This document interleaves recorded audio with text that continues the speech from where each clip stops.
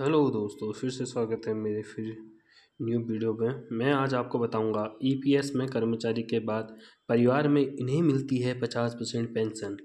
EPS जो कर्मचारी है उसके बाद की जो परिवार में किन किन को पेंशन मिलती है 50%, वो मैं आज आपके इस बारे में बताऊंगा। चलो चलते हैं वीडियो की ओर। कर्मचारियों और संगठित क्षेत्र में काम करने वाले कर्मचारियों के लिए श्रम मंत्रालय ने के लिए कर्मचारी भविष्य निधि संगठन ईपीएफओ, पीएफ और कर्मचारी पेंशन योजना ईपीएस एम्प्लॉय पेंशन स्कीम चलाता है। पीएफ के लिए कर्मचारी हर महीने अपने वेतन का एक हिस्सा जमा करते हैं। कहने का मतलब है जो भी पीएफ आपको मिलता है कर्मचारी को, तो उसका एक हिस्सा आपके पीएफ वाले जमा करते हैं। कंपनी भी उतनी ही राशि जमा करती है। मतलब कहने का है जितना कि पीएफ का कर्मचारी का जो 1% जो भी जमा होता है, मतलब जो परसेंट जमा होता है, उतना ही जितना परसेंट कर्मचारी का होता है जमा, उतना ही कंपनी आपको वो राशि आपकी जमा करती है। सेम आपका भी जितना करता है, सेम उतना ही आपको कंपनी भी देती है। ठीक है, ये ध्यानपूर्वक वाली बात है। कंपनी द्वारा पीएफ में जमा की गई राशि का कुछ हिस्सा ईपीएस फंड में भी जाता है, पेंशन फंड में भी जाता है। ईपीएफ ने बताया कि वह किसे और किस परिवार के सदस्यों को पेंशन देता है। कहने का मतलब है कंपनी द्वारा जो पीएफ का जो जमा की गई राशि का कुछ हिस्सा, थोड़ा हिस्सा तो पीएफ में जाता है, कुछ हिस्सा जो होता है वो ईपीएस पेंशन में जाता है, तो वो आपको बाद में मिलता है रिटायर होने के बाद। ठीक है, इसके बारे में और जानकारी थोड़ा आगे को पढ़ते हैं। ईपीएस में जानकारी कर्मचारी के बाद परिवार को मिलती है 50% पेंशन। जो भी कर्मचारी है, अगर उसकी किसी कारण मृत्यु हो जाती है, कुछ हो जाता है, उसके बाद जो परिवार जो उनका होता है, उनको 50% की पेंशन मिलती है। कर्मचारियों को कर्मचारी पेंशन योजना एम्प्लॉय पेंशन स्कीम के जरिए पेंशन मिलती है। ईपीएस का फायदा सिर्फ कर्मचारियों को नहीं बल्कि परिवार के सदस्यों को भी मिलता है। केवल ईपीएस जो पेंशन का जो फायदा होता है केवल कर्मचारी को नहीं, खुद को नहीं, लेकिन उनके परिवार को भी मिलता है, सदस्य को मिलता है। अगर किसी ईपीएफ सदस्य की मृत्यु हो जाती है, वही मैं जैसे पहले बता था, अगर किसी सदस्य की मृत्यु हो जाती है तो उनके परिवार यानी पत्नी या पति और बच्चों को भी पेंशन का फायदा मिलता है। यदि किसी के परिवार के मृत्यु हो जाती है तो उनकी पत्नी और बच्चों को भी उसके पेंशन का फ़ायदा मिलता है। ठीक है, ये बात ध्यान रखना कि उनके जो पत्नी और बच्चे होंगे उनको भी मिलती है। अगर बच्चे और वो अगर अविवाहित है तो उनके माँ बापों को मिलेगी आजीवन पेंशन। ये भी ध्यान देने वाली महत्वपूर्ण बिंदु है।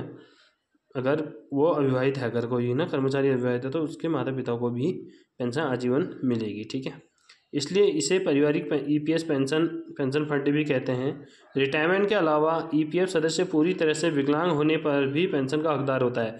अगर कोई भी ईपीएफ कर्मचारी है वो विकलांग है, मानसिक या शारीरिक रूप से विकलांग है, तो वो भी पेंशन का हकदार होता है। ठीक है, एम्प्लॉय पेंशन स्कीम के पेंशन नियम। कर्मचारी पेंशन योजना एम्प्लॉय पेंशन स्कीम में पेंशन का फ़ायदा उठाने के लिए कर्मचारी का लगातार 10 साल तक एक ही जगह या दफ्तर में काम करना ज़रूरी है। इस पेंशन योजना में सिर्फ कंपनी ही योगदान देती है। यह कंपनी द्वारा पीएफ में किए जाने वाले 12% योगदान का 8.33% है। ईपीएस के तहत पारिवारिक ईपीएस पेंशन फंड के लिए 10 साल की सेवा जरूरी है। कोई कर्मचारी तभी पेंशन पाने का हकदार होता है जब वह 10 साल तक की नौकरी करता है, तब उसे पारिवारिक पेंशन माना जाता है। कहने का मतलब है कि कर्मचारी के लगातार 10 साल तक एक जगह दफ्तर पर काम करना भी ज़रूरी होती है, और सिर्फ कंपनी ही पेंशन में जो योजना का उसे लाभ मिलता है, यह कंपनी द्वारा पीएफ के किए जाने वाले 12% का योगदान का 8.33% है। पीपीएस के तहत पारिवारिक ईपीएस पेंशन के 10 साल तक की सेवा भी जरूरी है। परसेंट देती है, योगदान जो रहता है कंपनी में उसमें 8.3% है। ईपीएस के कर्मचारी के बाद परिवार में इन्हें मिलती है 50% पेंशन। ईपीएफओ के नियम के मुताबिक अगर कोई कर्मचारी ने 10 साल की सेवा पूरी कर ली है तो वह ईपीएस पेंशन फंड का हक पाने का हकदार है। अगर पेंशन अधिकारी बनने का उसकी मृत्यु हो जाती है तो उसके ईपीएस के तहत पेंशन का लाभ मृतक कर्मचारी के जीवन साथी और अधिकतम केवल 2 बच्चों को ही दिया जाता है। कहने का मतलब है, कोई भी कर्मचारी की मृत्यु हो जाती है तो उसके जीवन साथी मतलब पत्नी और अधिकतम 2 बच्चों को, अगर उसके 2 बच्चे हैं तो अधिकतम 2 बच्चों को ही यह कर्मचारी पेंशन योजना का लाभ दिया जाता है। कर्मचारी पेंशन योजना ईपीएफ पेंशन स्कीम में ऐसे में से पत्नी की पेंशन का 50% हिस्सा मिलता है। अगर बच्चों की उम्र 25 साल से कम है तो उन्हें 25-25% हिस्सा दिया जाता है। जो उनकी पत्नी वाइफ को है वह 50% हिस्सा मिलता है, जबकि बच्चे 2 हैं तो उनकी 25 उम्र जो होती है, एज होती है 25 साल से कम है तो उन्हें लगभग 25% दिया जाता है। ठीक है, दिया जाता है।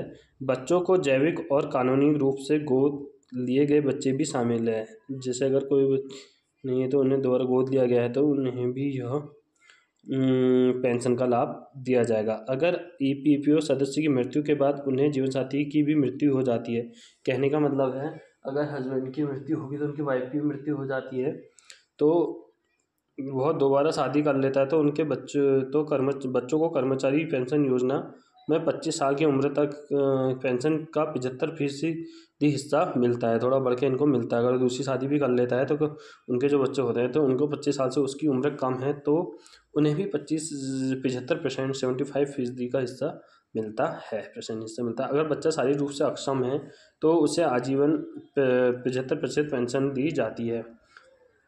कहने का मतलब, अगर वह बच्चा, उसका कोई बच्चा शारीरिक रूप से अक्षम है, मतलब कोई काम हम नहीं कर सकता है, तो उसे भी लगभग आजीवन, मतलब जब तक वो जीवित है तब तक उसको 75% पेंशन मिलता है।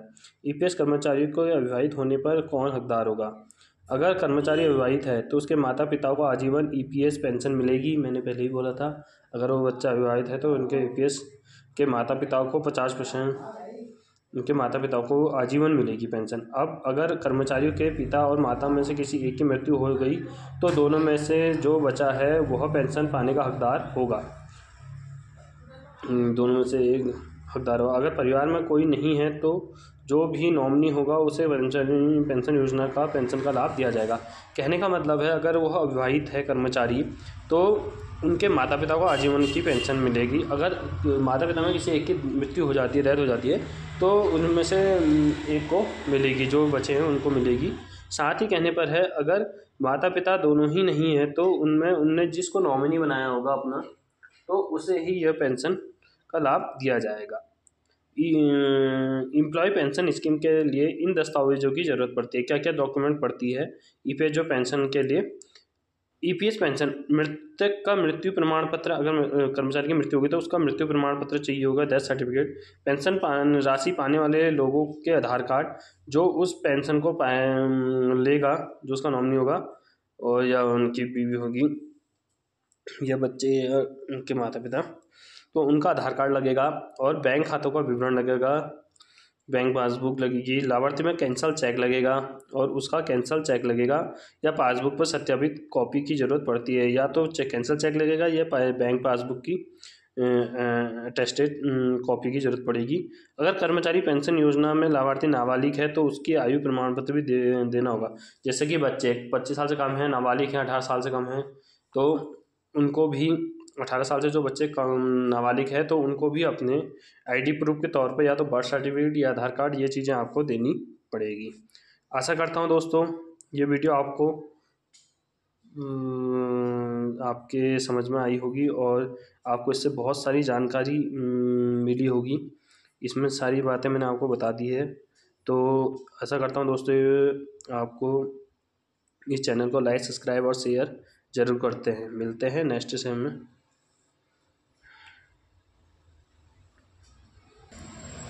लाइक, शेयर, सब्सक्राइब के साथ साथ शेयर भी ज़रूर करें, जिससे कि आने वाली सारी वीडियो आपको मिल पाए और आपके फ्रेंड लोग, दोस्तों को भी ये जानकारी मिल पाए। प्लीज़ इसको शेयर भी ज़रूर करिए।